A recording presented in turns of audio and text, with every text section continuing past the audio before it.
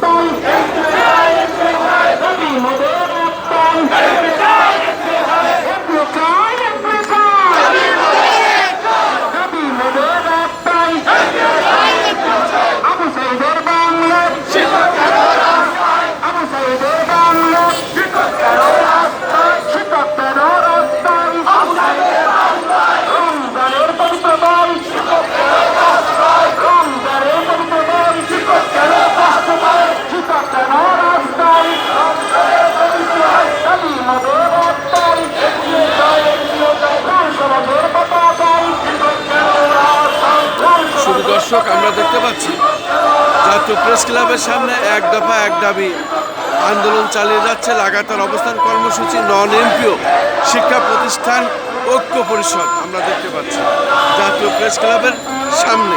আমি খন্দকার মাসুদুজ্জামান, ধারাবাহিকভাবে এটা আমরা আমাদের চ্যানেলগুলির পক্ষ থেকে প্রচার করে যাচ্ছি।